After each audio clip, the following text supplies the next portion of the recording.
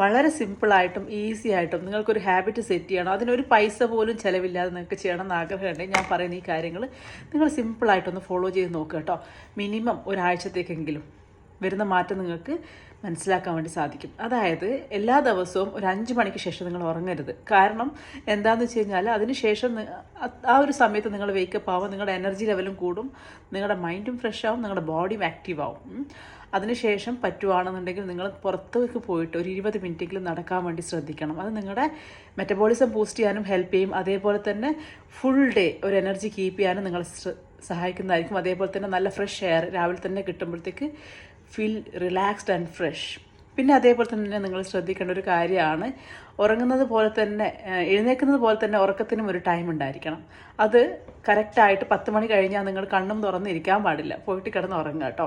അതിനായിട്ട് ഹെൽപ്പ് ചെയ്യുന്ന sleeping rituals നിങ്ങൾ ഫോളോ ചെയ്യാം. അത് വളരെ സിമ്പിളായിട്ട് നിങ്ങളുടെ ഉറക്കത്തിലേക്ക് കൊണ്ടുപോകും.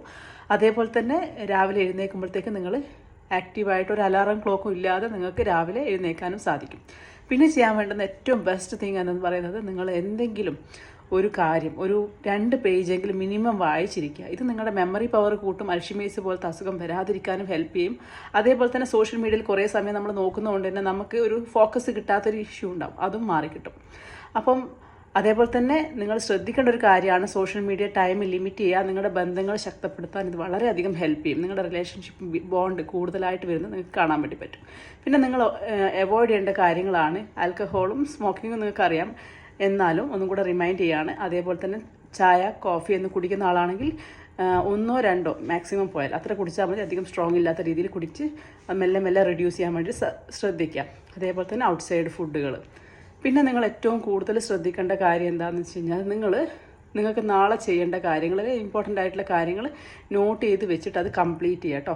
കാരണം നമ്മൾ ഇത്രയും കൂടെ പ്ലാൻഡ് ആയിക്കഴിഞ്ഞാൽ ഒരു ദിവസം നിങ്ങൾക്ക് ഈസി ആയിട്ട് പിറ്റത്തെ ദിവസം ഒരു തിരക്കില്ലാതെ സിമ്പിളായിട്ട് കൊണ്ടുപോകാൻ വേണ്ടി സാധിക്കും. ഈ കാര്യങ്ങൾ നിങ്ങൾ ശ്രദ്ധിക്കുക. ഈ കാര്യങ്ങൾ ഫോളോ ചെയ്യുന്നുണ്ടെന്നുണ്ടെങ്കിൽ നിങ്ങളുടെ റിസൾട്ട് ഒരാഴ്ചയ്ക്ക് ശേഷം ഇവിടെ വന്ന് കമൻറ്റ് ചെയ്യാം.